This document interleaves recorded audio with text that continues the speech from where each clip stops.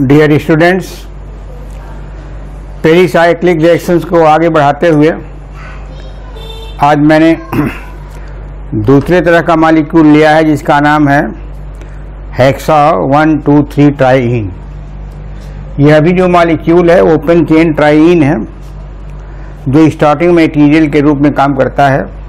जब भी हम इलेक्ट्रोसाइक्लिक रिएक्शंस की स्टडी करते हैं तो जैसे 1,3-ब्यूटाडाइन स्टार्टिंग मटेरियल है, ठीक उसी तरह से हेक्सा 1,2,3 ट्राइइन भी स्टार्टिंग मटेरियल है for the purpose of electrocyclic reaction. अब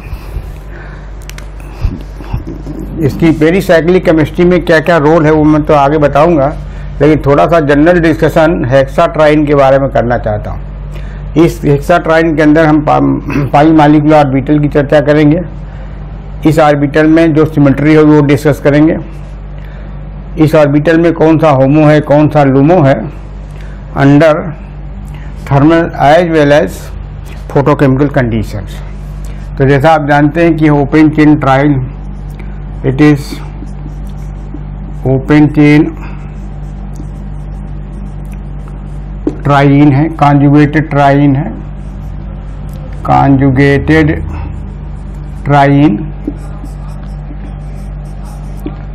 is carbon is in sp2 hybridized state. Each carbon carries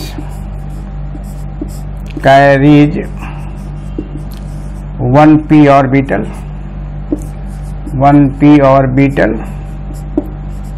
with one electron.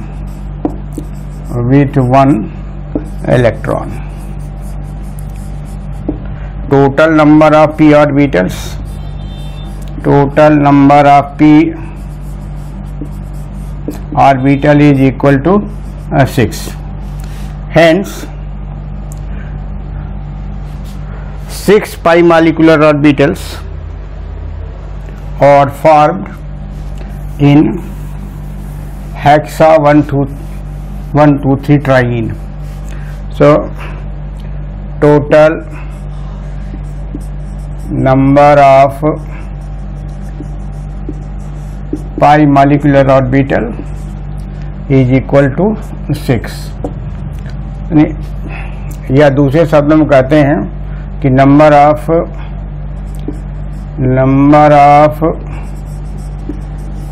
pi molecular orbital is equal to 2 into number of pi bond, number of pi bonds. In this case number of pi bond is 3. So total number of pi molecular orbitals would be equal to 6. Important.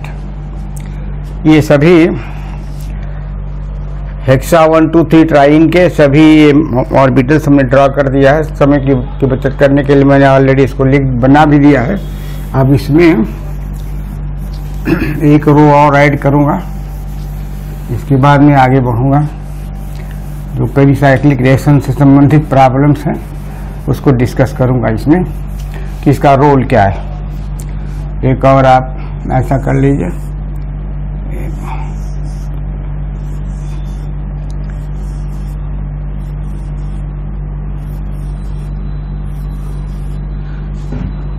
ये 6 पाई molecular orbitals का diagram है। इसका पहला energy level जो है psi1, दूसरा energy level psi2 है, तीसरा एनर्जी लेवल psi3, चौथा, पांचवा एंड छठा। ये आपका एनर्जी इंक्रीज करती है, इंक्रीजिंग ऑर्डर में है। ये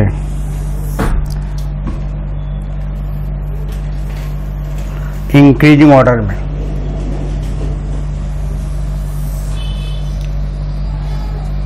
अब हम इसमें जो लोब्स मेंशन करेंगे, पॉजिटिव, कहीं पॉजिटिव नेगेटिव से है, कहीं एक लोब को सेट कर दिया है, दूसरे को वैकेंट छोड़ा है, तो मैं भी ऐसा ही करूँगा कि एक लोब को एक सेट करूँगा, दूसरे को वैकेंट छोड़ूंगा।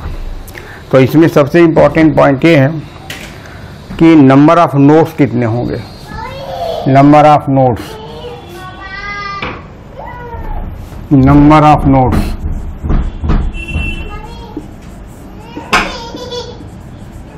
is equal to n minus 1 या node is equal to psi n minus 1।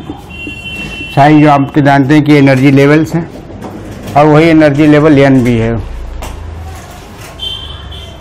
वही एनर्जी लेवल n भी है। तो पहले जब psi 1 है तो psi 1 के लिए नोड की psi 1 में नोड की संख्या कितनी है? It is node number of node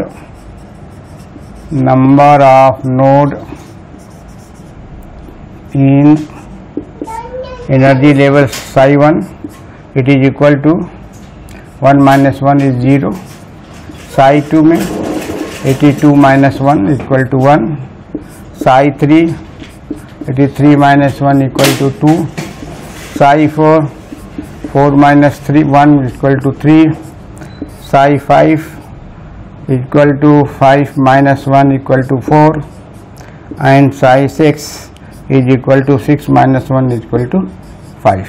ये नंबर ऑफ नोड्स हैं, ये नोड ऑड है, ये नोड इवन है, ये ऑड है, ये इवन है, ये ऑड है। तो इसकी पोस्टिंग का एक पैटर्न है कि odd number is placed in the center, odd node is placed in the center। please note जाना चाहिए odd number of node is placed in the center। ये जानते रहना चाहिए तभी सुविधा होगा। सेकेंड, अगर इवन नंबर है तो even number of node is not placed in the centre, of the molecular of the atomic orbitals energy states. ये ध्यान रखना चाहिए। तो पहले में ये है कोई नोड नहीं है यानी n 0 है, इसके पास 1 है, इसके पास 2 है, इसके पास 3 नोड है, इसके पास 4 नोड है, इसके पास 5 नोड है। अब 0 है तो कोई नोड ही नहीं है, इसमें 1 है तो क्योंकि ये ऑड है इसलिए इसको सेंटर में रखेंगे, this is at the centre. 2 है इवन है तो सेंटर पॉइंट में नहीं रखेंगे, एक इधर हो जाएगा, एक सेंटर के बगल में हो जाएगा। 3 ऑड है तो पहला तो नोड यहाँ रहेगा, दूसरा नोड यहाँ रहेगा, तीसरा नोड यहाँ रहेगा। 4 है इवन है, सेंटर में नहीं होगा, एक इधर एक इधर एक इधर होगा और एक इधर होगा। ये 5 है इवन भी है, अरे ऑड है देखिए सेंटर में रखेंगे, सब कवर हो जाएगा इसमें ऐसा। तो डॉट बना दिया गया है, नोड के लिए बनाया गया। अब नोड का रोल क्या है?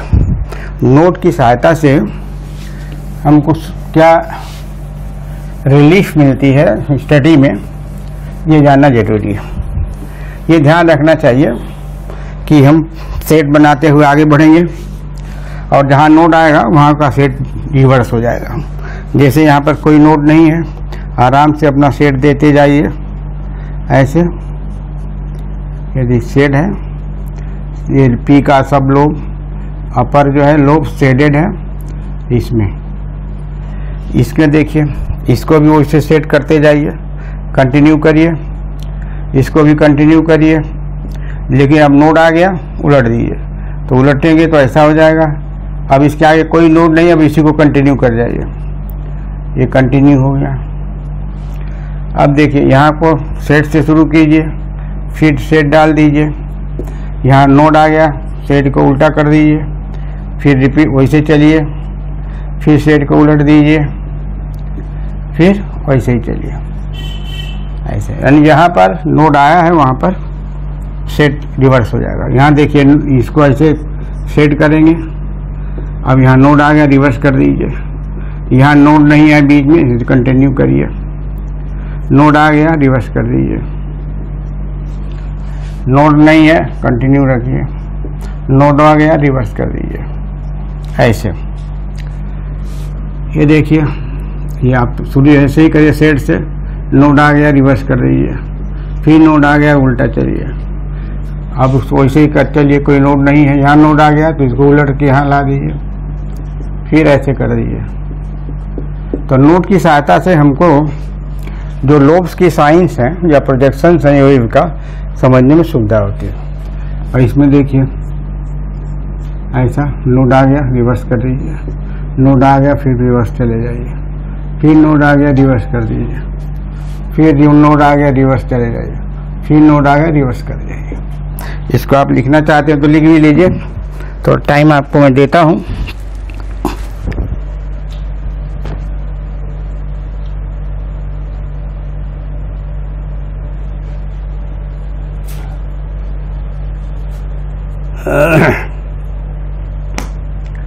अभी जो मॉलिक्यूलर ऑर्बिटल्स बने हुए हैं, इस मॉलिक्यूलर ऑर्बिटल में आपको पहचानना है कि कौन बॉन्डिंग है और कौन एंटी बॉन्डिंग है।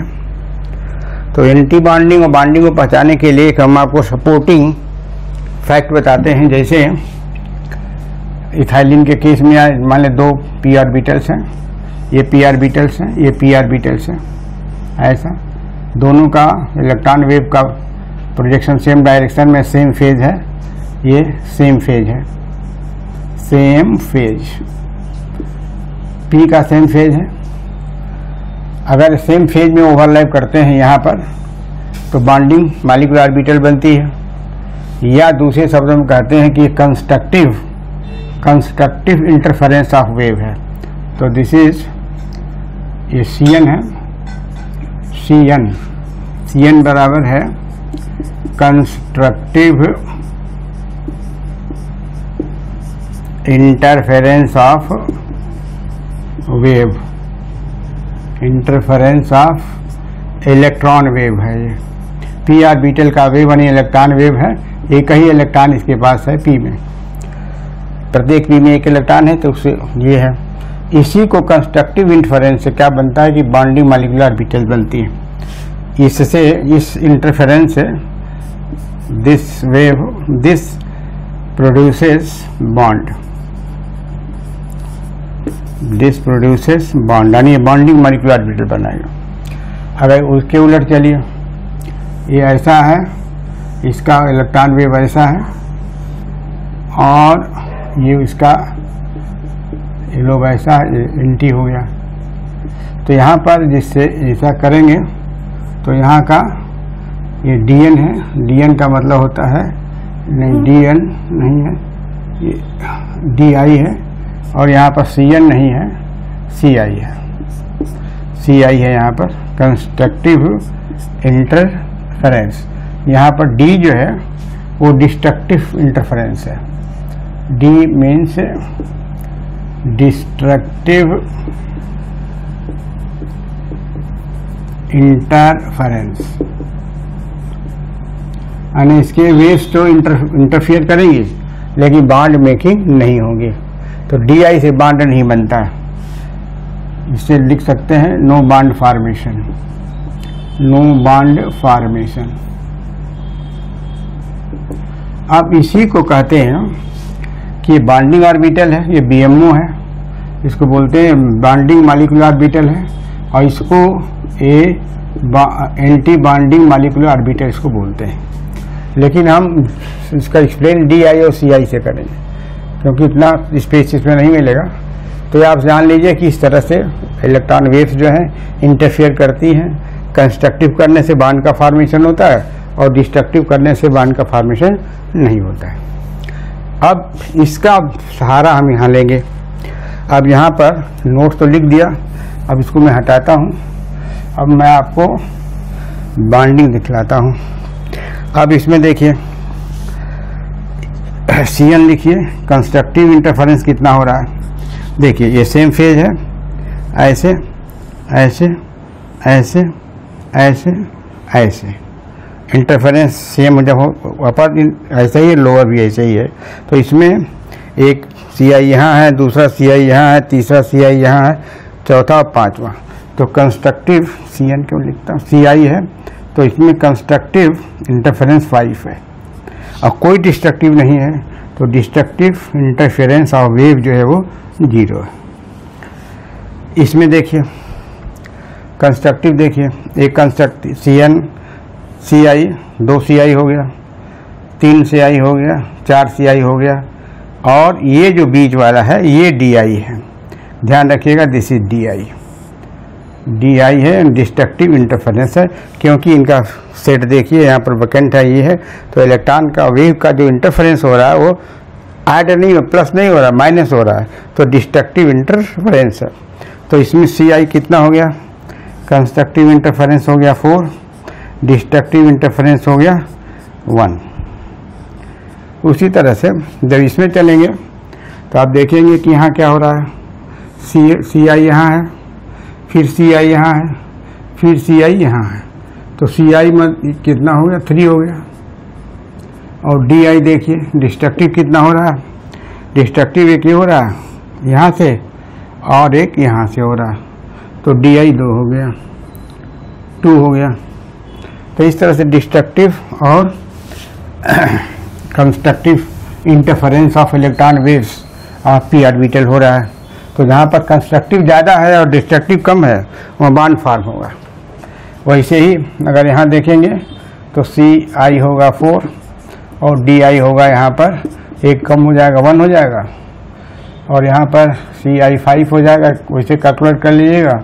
और DI जो होगा वो कितना हो जाएगा,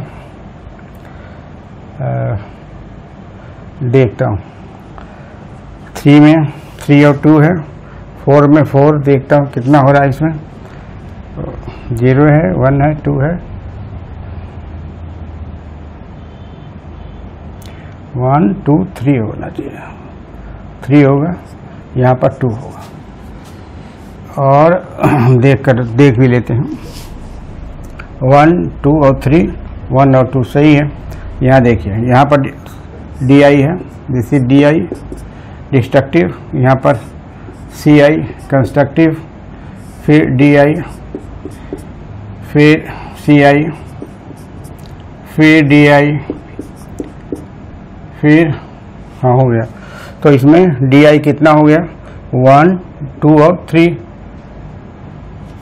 तो 3 DI ठीक हो गया। और CI कम होता जाएगा ना, CI जो है देखता हूँ, CI एक तो ये हो गया, 2 हो गया, 2 हो गया, CI 2 हो गया। फिर इसमें देखिए ये आपका DI, अगेन DI, ये CI, फिर DI, फिर DI, तो DI कितना होगा, 4 हो गया, तो DI यहाँ पर 4 हो गया, और CI 1 हो गया, CI 1 हो गया। और यहाँ पर सभी देखेंगे आप तो CI 0 होगा और DI 5 हो जाएगा। तो जितना ज़्यादा DI होगा उतना ही बॉन्ड फॉर्मेशन की शक्ति कम होगी। तो more is the DI, less is the bond formation. More is CI से शुरू कर, more is CI, more is bond formation tendency, more is the tendency of bond formation, bond formation. Secondly है कि more is DI, more is DI, less is tendency, less is tendency for bond formation, for bond formation. जब less tendency होगा तो क्या हो जाएगा, anti bonding molecular orbital हो जाएगा। इसमें क्या हो जाएगा, बॉन्डिंग मॉलिक्यूलर ऑर्बिटल हो जाएगा। इस आधार पर हम इसको जो 6 सेट है मॉलिक्यूलर ऑर्बिटल्स का 2 पार्ट्स में डिवाइड करते हैं। यहाँ से बीच में अगर करें एक रेखा बनाएं तो नॉन बॉन्डिंग लाइन है ये, इसके ऊपर ये सब एंटी बॉन्डिंग है और नीचे बॉन्डिंग है। तो बॉन्डिंग ऑर्बिटल्स हैं, अब इसकी ज़रूरत नहीं, हटाता हूँ। ये सभी बॉन्डिंग ऑर्बिटल है, BMO। ये भी आपका बॉन्डिंग मॉलिक्यूलर ऑर्बिटल है, ये भी बॉन्डिंग मॉलिक्यूलर ऑर्बिटल है। क्यों बॉन्डिंग है? क्योंकि CI कैरेक्टर ज़्यादा है। यह भी एंटी बॉन्डिंग है, anti bonding molecular orbital, anti bonding molecular orbital, anti bonding molecular orbital. या इसको हम पाई पाई पाई दिखाएं तो पाई स्टार भी दिखा सकते हैं, ऐसा भी है। क्योंकि सभी मॉलिक्यूलर ऑर्बिटल जो हैं इसमें से कोई सिग्मा नहीं है। तो अगर सिग्मा नहीं है, पाई है, तो इसको पाई कर लीजिए, पाई हो जाएगा। अगेन पाई, यहाँ पर पाई स्टार कर लीजिए, यह भी एक तरीका है दिखाने का। यहाँ पर पाई स्टार कर लीजिए, यहाँ भी पाई स्टार कर लीजिए, यह भी एक तरीका। आप इसको देख लीजिए, समय आपको देता हूँ।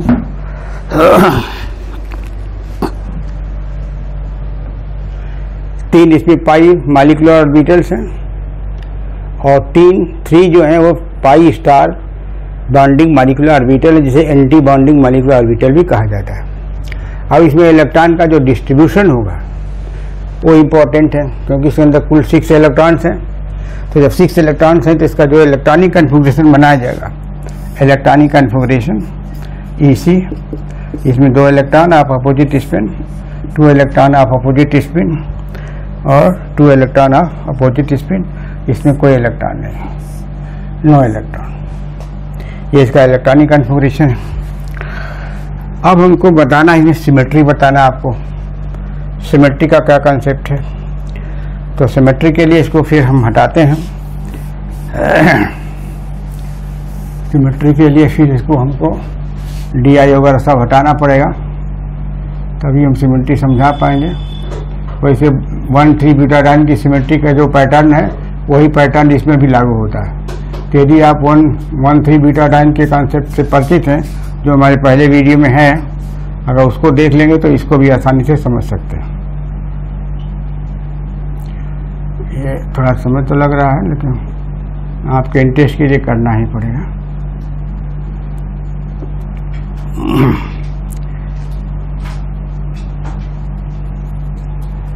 मैं हटा दे रहा हूँ सब, जितने भी नोटेशंस हैं। जहाँ ये ध्यान रखिएगा कि जहाँ पर डिस्ट्रक्टिव इंटरफेरेंस है वो एंटी बॉन्डिंग मॉलिक्यूलर ऑर्बिटल है, और जहाँ कंस्ट्रक्टिव है इंटरफेरेंस है वहाँ बॉन्डिंग मॉलिक्यूलर ऑर्बिटल है। किसी भी सेट में बॉन्डिंग मॉलिक्यूलर ऑर्बिटल के किसी भी सेट में या एंटी बॉन्डिंग के किसी भी सेट में जितना ज़्यादा DI होगा उतना ही ज़्यादा एनर्जेटिक होगा, ये भी जानना चाहिए। Molecular orbital having more percentage of DI is more energetic। जैसे टोटल 5 है, यहाँ पर CI जो है 5 है, तो यहाँ पर जो इसका उसी इसके एंड वाइस वर्षा कर दीजिए। ऐसे molecular orbital having more percentage of CI character, CI यानी constructive interference character, CI character is less energetic.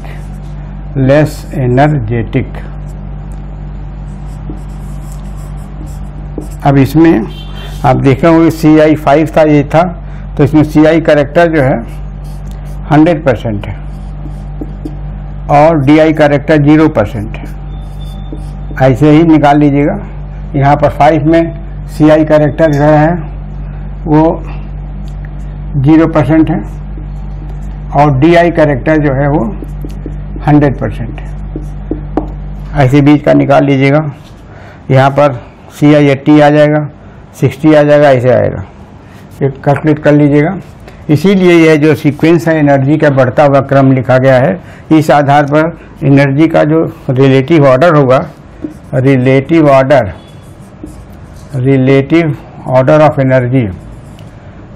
Of energy, in increasing order, in increasing mode is क्या है, ये आपका साई है, Sai 2 greater Sai 3 greater Sai 4 greater Sai 5 greater Sai 6, ये रिलेटिव ऑर्डर। तो इसमें से यहाँ जो 3 है, ये फर्स्ट 3 जो है यहाँ से, ये bonding molecular bonding molecular orbital है, और यहाँ पर पाई स्टार कर सकते हैं, pi star bonding molecular orbital, या इसको एंटी बॉन्डिंग मॉलिक्यूलर ऑर्बिटल भी बोलते हैं। तो ये आपकी एनर्जी भी दिखा दिया। अब आइए सिमेट्री का कौन सा कॉन्सेप्ट सिमेट्री का है। तो 2 तरह की सिमेट्री होती है इसमें। एक सिमेट्री, इसमें हम सिमेट्री भी बता देते हैं, 2 इलेक्ट्रॉन इसके पास है, तो यहाँ पर एक सिमेट्री का कर लीजिए। सिमेट्री में 2 तरह की सिमेट्री है, एक M सिमेट्री है और दूसरा C2 सिमेट्री है। यहाँ पर हम इलेक्ट्रॉनिक कन्फिगरेशन लिख देते हैं, EC कर देते हैं। यहाँ पर हम जरा रिएक्शन जो होगा, अगर हो रहा है तो थर्मल कंडीशन का ये निशान है, और ये फोटोकेमिकल कंडीशन के लिए। इसमें लोमो भी आ जाएगा। देखिए, इसको अगर ध्यान से आप देखें तो मिरर रखने पर बीच में सेंटर में अगर मिरर हम रख दें, यहाँ पर जिस पोजीशन में मिरर रखें, तो यह हाफ इस हाफ के आइडेंटिकल है, यह हाफ इसके सुपर इम्पोजिबल है, इसलिए इसमें मिरर प्लेन ऑफ सिमेट्री है, इसलिए इसको बोलते हैं सिमेट्रिकल है। मिरर प्लेन सिमेट्री क्या है? सिमेट्रिकल है। और C2 क्या है? इस ऑर्बिटल के लिए, इस मॉलिक्यूलर ऑर्बिटल के लिए C2 क्या है कि अगर इसको C2 में, actually C2 mirror plane symmetry ही है, इनडायरेक्ट है। जानिए आप लोग कि C2 is indirect mirror plane symmetry, mirror plane symmetry, indirect, which comes after rotating the axis,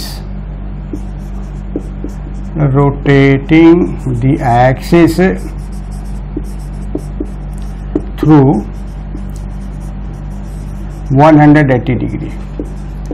180 degree को रोटेट कर देंगे तब मिरर प्लेन सिमेट्री ही आएगा। तो C2 is indirect mirror plane of symmetry, C2 is indirect mirror plane of symmetry which comes after rotating the axis through 180 degree। अब देखिए 180 degree को घुमा दें तो ये जो इम्पटी जो लोड ऊपर चला जाएगा और शेडेड लोड नीचे चला जाएगा। मिरर रखने पर 2 इक्वल हाफ नहीं होंगे, इसलिए यह एसिमेट्रिक है। ये जो है एसिमेट्रिक के लिए। अब इसमें देखिए, अगर आप इसमें यहाँ मिरर रखते हैं, मिरर, तो इसका हाफ इस हाफ के आइडेंटिकल नहीं है, इसलिए इसकी जो ये जो साई2 है, इसका मिरर जो सिमेट्री है वह एसिमेट्रिक है। और C2 में क्या है, अगर इसको उलट दे, ऊपर कर दे 180 डिग्री, तो यह ऊपर चला जाएगा और ये नीचे चला आएगा, तो ये पर सिमेट्रिकल हो जाएगा। C2 सिमेट्री सिमेट्रिकल है। इसमें देखिए, इसमें अगर आप यहाँ से मिरर रख दें ऐसे, तो 2 इक्वल हाफ हो गए, इसलिए आपकी सिमेट्री क्या है? मिरर प्लेन सिमेट्री S है, सिमेट्रिकल है। और इसको जब उल्टा 180 डिग्री पे करेंगे तो ये आ जाएगा एसिमेट्रिक हो जाएगा। इस केस में देखिए, अगर हाफ करें, मिरर यहाँ रखें, तो इक्वल हाफ नहीं हो रहा है, इसलिए इसकी सिमेट्री क्या होगी? एम सिमेट्री ए हो जाएगी, और इसका उल्टा ये होता है, एस हो जाता है। फिर आगे बढ़िए, तो 1 2 3 4 हो गया। पांचवें का देखिए, यहाँ पर अगर हम ये रखें तो इसके दो इक्वल हाफ हो जाएंगे, इसलिए इसकी सिमेट्री एस सिमेट्रिकल हो गया। और इसका याद रखिए कि जब ये सिमेट्रिकल है तो ये एसिमेट्रिक होगा, क्योंकि 180 डिग्री पर रोटेट करने पर भी दोनों इक्वल हाफ नहीं होंगे। और ये क्या है, ये हो जाएगा और ये एस हो जाएगा, इसको ऐसा करने पर हो जाएगा। तो इसलिए सिमेट्री का कॉन्सेप्ट है, देख लीजिए इसको।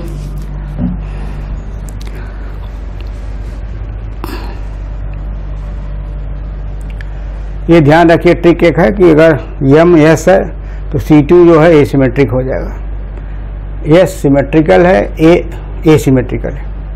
अब इलेक्ट्रॉनिक कन्फिगरेशन में यहाँ पर पहले इसमें 2 इलेक्ट्रॉन है, यहाँ पर भी 2 इलेक्ट्रॉन्स हैं, यहाँ पर भी 2 इलेक्ट्रॉन्स हैं, ऐसा। तो 1 2 3 1 2 को यहाँ चाहे नीचे उलट गया सिधाई में, ये इसका ये है, इसके लिए ये है, और इसके लिए ये इलेक्ट्रॉन्स हैं, 6 इलेक्ट्रॉन 2 2 और 6, ये बीच में नॉन बॉन्डिंग रीजन है। तो अब इसके लिए भी यहाँ खींच देता हूँ, ये और ये, और इसमें यह जो ये होमो है, हाईएस्ट ऑक्युपाइड मॉलिक्यूलर ऑर्बिटल, जैसे 1 टाइप बीटा डायन में बताया था कि Psi3 जो है वो होमो है। किस कंडीशन के लिए, इसमें अंदर थर्मल कंडीशन। तो इलेक्ट्रॉनिक कॉन्फ़िगरेशन तो यहाँ पर मैंने कर दिया, रिपीट हो रहा है, फिर भी आप यहाँ भी कर सकते हैं, कोई फर्क नहीं पड़ेगा, रिपीट हो गया कोई हर्ज नहीं है। ये आपका होमो हो गया, दिस इज होमो। जगह तो नहीं इधर है, हम चीज में करते हैं, this is homo, highest occupied molecular orbital. इसके लिए यहाँ करते हैं, इसके लिए यहाँ करते हैं, ये और ये हो जाएगा, इसके लिए यहाँ हो जाएगा, यहाँ हो जाएगा और यहाँ हो जाएगा। अच्छा, अब यहाँ पर जब इतनी हुई एनर्जी जब सप्लाई करते हैं तो इसका एक इलेक्ट्रॉन यहाँ सब चला जाता है। यहाँ पर तो है ही है 2, ये 2 सही है, ये भी 2 सही है, आउटर से एक इलेक्ट्रॉन यहाँ चला जाता है, ऐसे हो जाता है, अनपेयर्ड हो जाता है, एनर्जी दिया जाता है अंडर फोटोकेमिकल कंडीशन में। ये चिन्नी लेने से एब्जॉर्ब करता है एनर्जी, और इलेक्ट्रॉन जो है हायर एनर्जी लेवल में चला जाता है। तो ये इसका जो हो गया होमो हो गया।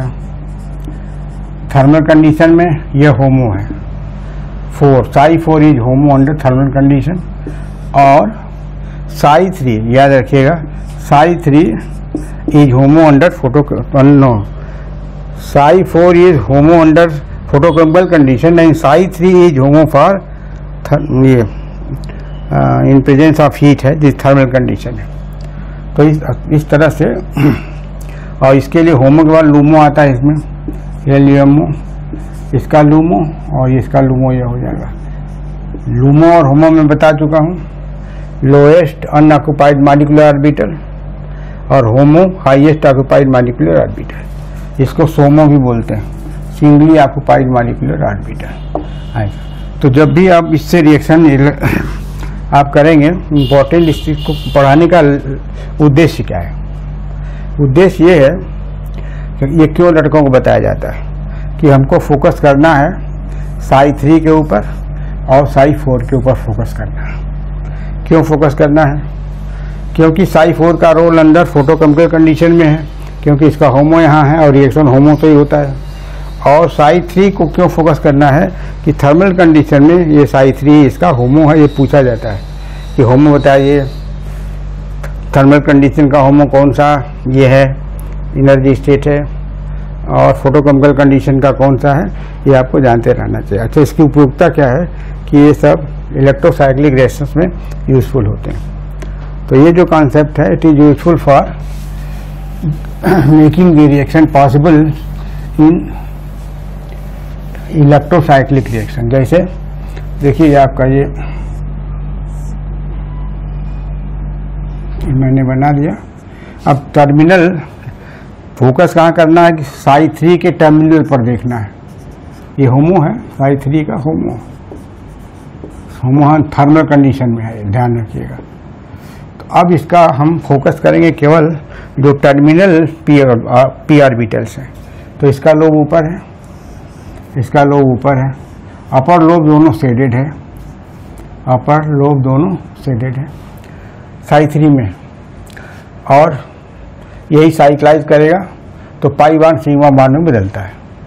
अब हम साई 4 को भी लिखते हैं, तब आगे चलते हैं क्या मुझे करना है। तो साई 4 में जब चलेंगे तो इसका लोब नीचे बनाना पड़ेगा। साई 4 टर्मिनल ये है, इसका शेड ऊपर का सही है और इसका नीचे का शेड है। ये वही साइक्ल हेक्सा 1 2 3 ट्राइन ही है, इसको हम साइक्लाइज करेंगे। जब साइक्लाइज करेंगे तो इलेक्ट्रोसाइक्लिकेशन होता है इसमें और रिंग क्लोजर होता है। जैसे ये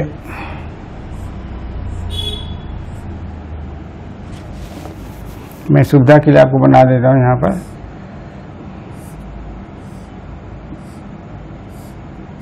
ऐसे ये रिंग क्लोजर हो जाएगा और रिंग क्लोज होकर 6 मेंबर रिंग बनेगा ऐसे। तो जब ये रिंग क्लोज हो जाएगा तो ये आपका हेक्साडाइन बन जाएगा, ये बन जाएगा। यानी इसमें पाई बांड की संख्या सिग्मा बांड कितने हो गए 1 2 3 4 5 हो गया। यहाँ पर सिग्मा बांड बराबर कितना हो गया 6 हो गया। तो इसमें चेंज इन सिग्मा कितना हो गया +1 हो गया, एक सिग्मा बांड बन रहा है। और इसमें पाई इलेक्ट्रॉन कितने हैं पाई 3 है, इसमें पाई कितने हैं, इसमें पाई कितने 2 है। अर्थात एक पाई जो है सिग्मा में बदलता है, एक पाई जो है सिग्मा में बदलता है। इसको ध्यान से देख लीजिए आप।